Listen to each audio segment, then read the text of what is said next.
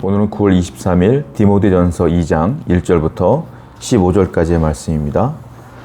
1절부터 바울은 구체적으로 우리가 믿음의 선한 싸움을 어떻게 시작해야 되는지에 대한 이야기를 시작합니다. 1절 한번 읽어드릴게요. 그러므로 내가 첫째로 권하노니 모든 사람을 위하여 간구와 기도와 도구와 감사를 하되. 자, 우리가 믿음 생활을 하며 믿음의 선한 싸움을 하는 첫 번째가 무엇이냐면 기도하라 이거예요. 그런데 오늘 1절을 보니까 구체적으로 누구를 위한 기도이냐면 나 자신을 위한 기도가 아니라 누굽니까? 모든 사람을 위하여, 즉 다른 사람을 위하여 기도하고 도구하고 감사하라 이겁니다. 다른 말로 우리가 흔히 알고 있는 단어는 중보기도라고 하죠. 원래 기도는 도구기도가 맞아요. 여하튼 내가 아닌 다른 사람을 위하여, 형제 자매를 위해서 기도하라 라고 말하고 있는 거예요. 성도는 나만을 위한 기도하는 자가 아니라 다른 이들을 위해서 기도하는 자예요. 다른 분들은 내가 기도하지 않으면 누가 기도해 줄 사람이 없어요. 그들의 믿음이 연약하고 약하기 때문에. 그러니까 성도는 서로 연약한 자를 위해 기도하며 그들을 세우는데 힘을 써야 된다. 이것이 우리의 기도 제목이다라는 거죠.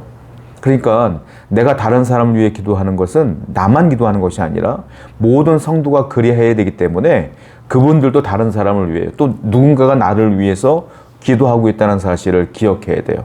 이거는 목회자, 즉 디모데에게만 해당하는 일이 아니에요. 디모데는 당연히 목회자였기 때문에 성도들을 위해 기도했겠죠. 그런데 이 말씀은 디모데뿐만이 아니라 모든 성도가 그리해야 된다라는 바울의 권면입니다. 성도 여러분, 오늘도 여러분들만을 위해 기도하지 말고 가깝게 하는 내 가족을 위해서, 또 우리 교인들을 위해서, 또 여러분들의 회사 동료들을 위해서 기도하며 그들을 세워나가는데 우리가 중심적인 역할을 해야 된다 이거죠. 두 번째, 2절부터 5절을 보면 그 믿음의 권면을 계속하는데 이번에는 임금들에 대한, 즉 세상의 권력자들, 정치인들에 대한 얘기를 합니다. 2절, 임금들과 높은 지위에 있는 모든 사람을 위해 하라.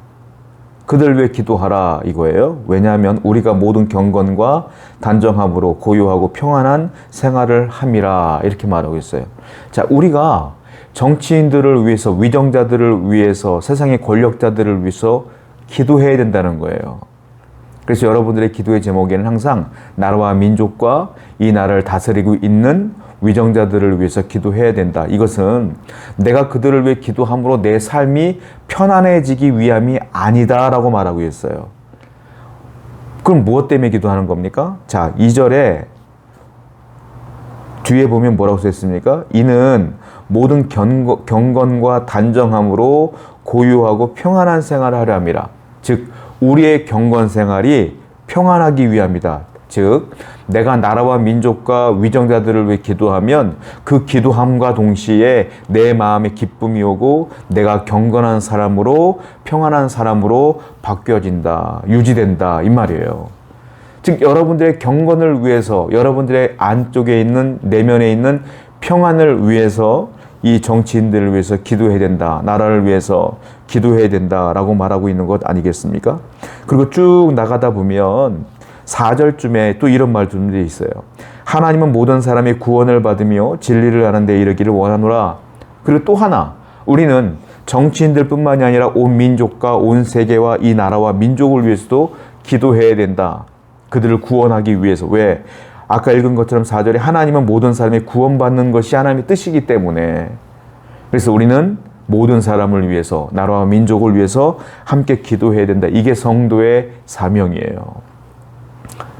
다른 사람을 위해 중보해야 되며, 나라와 민족을 위해 기도해야 되며, 정치인들을 위해서, 위정자들을 위해서 기도해야 된다. 그 이유가 뭐라고요? 내 경건의 평안함을 위해서. 그리고 또 하나, 온 민족을 위해 기도하고 모든 사람을 위해 기도한다는 것, 그들을 위해서, 그들의 영혼을 위해 기도한다는 것은 하나님의 뜻이 이루어지는 겁니다. 하나님의 복음이 널리 전파되는 것들을 위해서 내가 기도하는 것이기 때문에, 즉 이것은 하나님의 나라의 평안을 위해서도 필요한 것이다. 그래서 나라와 민족을 위한 기도는 반드시 우리가 해야 될 것이다 라는 것이죠. 그리고 이번에는 구체적으로 남성과 여성을 구별하여 바울이 권면합니다. 그런데 이것은 굉장히 우리가 어떻게 보면 차별적인 요소가 있는 것처럼 보여서 많은 분들이 이걸 읽을 때 특히 여성분들은 기분 나빠할 때가 있는데 이 말씀을 잘 들어보세요. 이건 차별적인 요소가 있는 것이 아니라 여러 가지 중요한 문제가 있기 때문에 잘 들어보셔야 돼요. 구체적으로 남성과 여성을 구별하여 바울은 경건을 어떻게 추구해야 되는지 얘기를 해요. 먼저 8절을 보면 남자에 대한 얘기를 합니다. 그러므로 각 처에서 남자들이 분노와 다툼이 없이 거룩한 손을 들어 기도하기를 원하노라. 남자들은 각 처에서 분노하고 다툼이 없기를 원한다. 그러기 위해서 기도하라. 이렇게 말하고 있어요. 자, 이 당시 사회 상황을 보면 남성들이 경제 활동을 했고 정치 활동을 했어요. 여성들은 그런 활동들을 잘 하지 못했던 제한적인 시대였단 말이에요. 그러니까 남자들이 경제 활동을 하다 보면 어떻게 해요? 갈등이 생길 수가 있어요. 또 싸움도 생길 수가 있어요. 사기도 당할 수가 있고 내 가정을 먹여 살리다 보면 그렇지 않겠습니까? 지금도 마찬가지잖아요. 우리 가장들이 회사 생활하다 보면 여러 가지 갈등들을 만나잖아요. 요즘은 뭐 맞벌이가 많으니까 우리 아내분들도 마찬가지지만 여러 가지 갈등들이 많을 거 아닙니까? 그때 어떻게 합니까? 화가 날 때 내 힘으로 막 쏴붙이며 싸웁니까? 대부분이 그러겠죠. 근데 바울은 뭐라고 말해요? 분노와 다툼으로 하지 말라라고 말하고 있어요. 무슨 말이에요? 대신 기도하라. 왜냐? 그 모든 문제를 너의 힘으로 해결하려고 하지 말고 하나님께 맡겨라 이 말이에요. 너는 하나님께 맡겨라. 그리고 너는 해야 될 일만 해라. 여러분 어떤 일이 벌어지든지 간에 여러분들이 해야 될 일, 막 싸워야 될 일, 갈등해야 될 일 있으면 하나님께 기도하고 여러분들은 그리스도인답게 선하게 정말 하나님 영광을 드러내며 복음을 전파하며 살아야 된다라고 바울이 얘기하고 있어요. 자, 또 9절부터 10절을 보면 이번엔 여성들에 대해서 권면하고 있어요. 여자들은 믿음의 행동들은 어떻게 되느냐. 9절 보면 여자들도 단정하게 옷을 입고 이렇게 썼어요.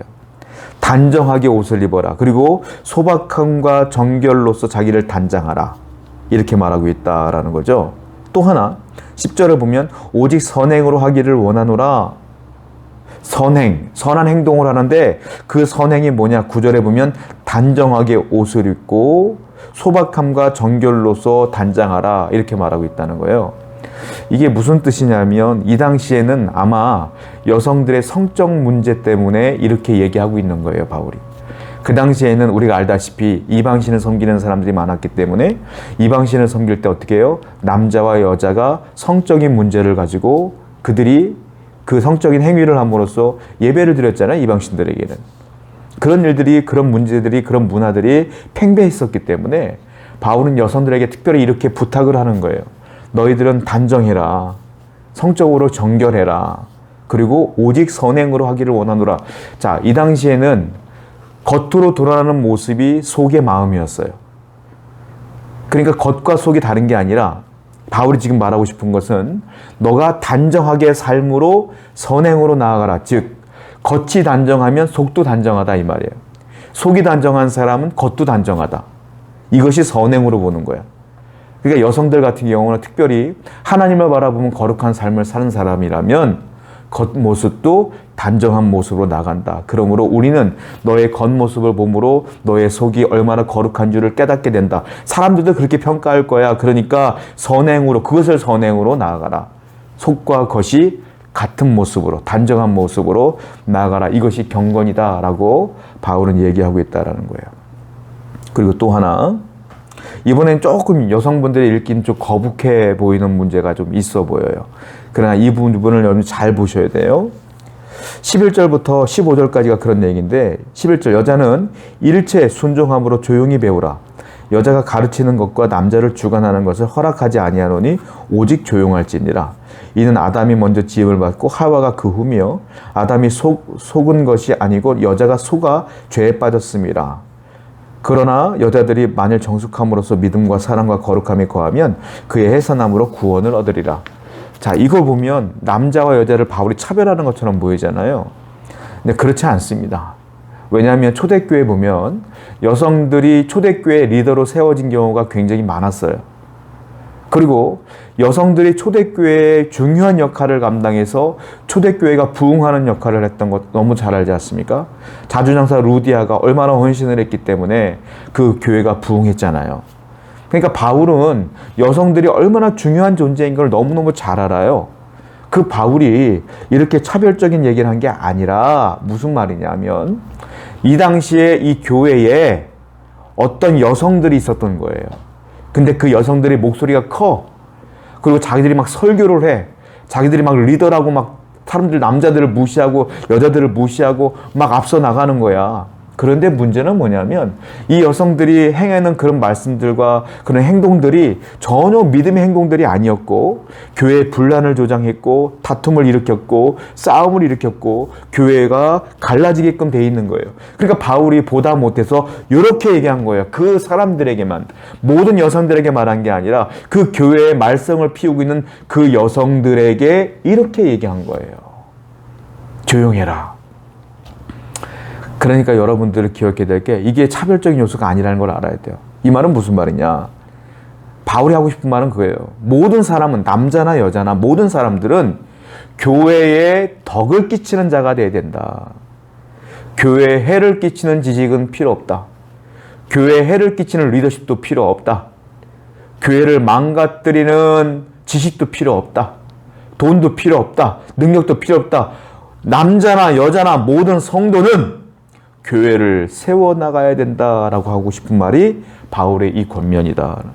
성도 여러분, 우리는 하나님의 교회를 세워나가는 자예요. 남자나 여자나 차별적인 게 아니라 남자나 여자나 모두가 합력하여 우리 교회를 이루어 나가는 것이다. 그러므로 우리 오늘 성도들은 항상 교회를 위해, 다른 사람을 위해, 나라와 민족을 위해, 정치인들을 위해, 그리고 다른 사람들을 위해, 교회를 위해 함께 기도하는 여러분 되기를 축원드립니다. 기도합시다. 중보자가 되길 원합니다. 항상 남을 위해 기도하고 나라와 민족을 위해 기도하고 또한 우리 교회에 해를 끼치는 자가 아니라 교회를 세워나가는 데 중요한 역할을 감당하는 모든 성도가 될 수 있도록 인도해 주옵소서. 예수님의 이름으로 기도드렸습니다. 아멘.